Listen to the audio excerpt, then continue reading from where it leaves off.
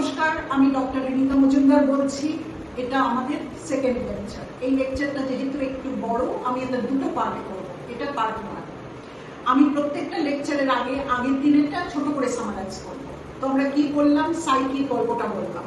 What is psyche? Who is psyche? Psyche was a mortal human being, নশ্বর। সে দেবী দেবতা নয়, এবং সে ভিনাস, যে গড অফ লাভ, সে ওকে একটা কার্স দিয়েছিল, কেননা গড অফ লাভ ভিনাসের যে ছেলে কিউপিড, সে সাইকি প্রেমে পড়েছিল, নিজেরই অ্যারো ওর পায়ে লেগেছিল, যেমন ভারতীয় দর্শনে যেমন কাউকে। তো যাই হোক, সাইকিকে শুধু রাত্রেও দেখতে পারতো, তাও ল্যাম্প জ্বালিয়ে।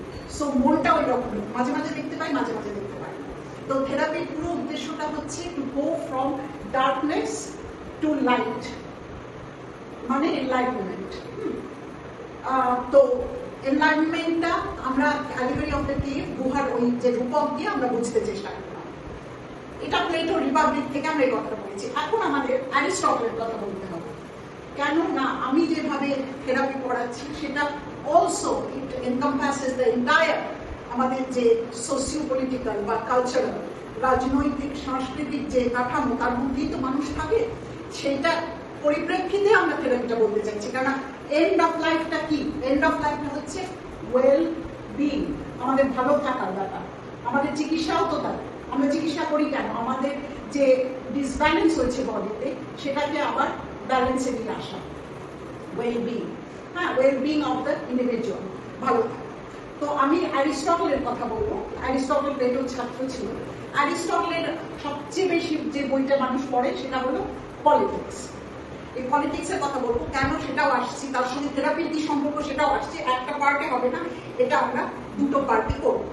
আচ্ছা, অ্যারিস্টটল পলিটিক্সে কি বলেছে? অ্যারিস্টটল পলিটিক্সের পুরো সমাজটাকে অ্যানালাইজ করেছে। বলছে সমাজের লোয়েস্ট যে ইউনিট বা লোয়েস্ট যে বিন্দু, যে কাঠামো, সেটা হলো ফ্যামিলি।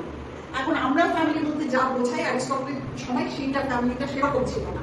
সেখানে ছিল একজন কর্তা, সে সবসময় হতো গ্রিক মেল, এবং কেন সেটা আমিও বলছি।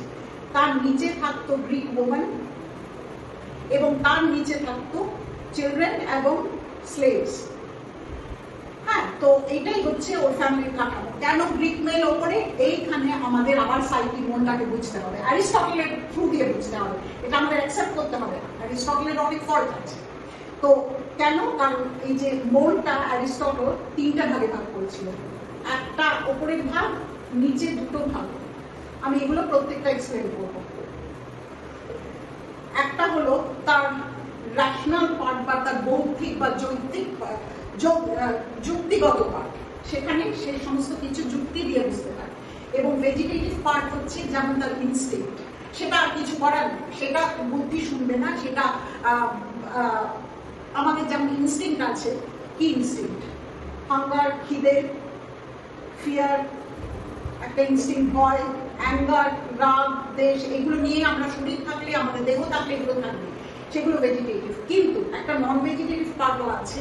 তারা ডিফারেন্সটা কি? তারা কিন্তু এই ন্যাশনাল পার্টের কথাটা শোনে। তারা কথাটা শুনে, এই ন্যাশনাল পার্টের কথাটা তারা শুনে, তারা কন্ট্রোল করতে পারে। তা এখন অ্যারিস্টটল যেটা বলছে সেটা হচ্ছে খুব ইন্টারেস্টিং। প্রত্যেকটা মানুষ বা প্রত্যেকটা অর্গানাইজেশন, সংস্থা বা রাষ্ট্র, সবাইরই একটা উদ্দেশ্য আছে। মানুষের জীবনের আলটিমেটলি উদ্দেশ্যটা কি? হিউম্যান বিইং এর আলটিমেট উদ্দেশ্যটা কি? অ্যারিস্টটলের মতে হিউম্যান বিইংস এর আলটিমেট উদ্দেশ্যটা হচ্ছে টু অ্যাকোয়ার ভার্চু। এই ভার্চুটাই আমাদের বুঝতে হবে। ভার্চুটা কি? আবার ফিরে যায় মনে, এই যে রেশনাল পার্ট, সেটা তার ভেজিটেটিভ পার্টকে ঠিক মতন কন্ট্রোল করছে কিনা। এখন যে আমরা একটা রূপক দিয়ে বুঝতে পারি, এই একজন সারথি হচ্ছে, রথের সারথি। ঘোড়াগুলো এদিকে যাচ্ছে, ওদিকে যাচ্ছে, কিন্তু রথের সারথি যদি ঠিক মতন ঘোড়াগুলোকে তার ডেস্টিনেশন নিতে পারে, তাহলে সেই রথের সারথিটা সেই তার ডেস্টিনেশনে পৌঁছাবে। ভার্চু হচ্ছে একটা state of character. State of character যেটা যার দ্বারা মানুষ তার রেশনাল পার্ট, তার বৌদ্ধিক যে পার্ট, তার যুক্তিগত যে পার্ট, সেটা তার ভেজিটেটিভ পার্টকে কন্ট্রোল করতে পারে। যেমন অ্যাঙ্গার বা রাগ, দেশ, এগুলো মানুষের থাকবে, কিন্তু যে ভার্চুয়াস হিউম্যান বিং, সে সেটাকে কন্ট্রোল করতে পারে। যেমন যে রথের সারথি, সে ঘোড়াটা দিকে যাচ্ছে, সে ঠিক কন্ট্রোল করে সেখানে নিতে পারে।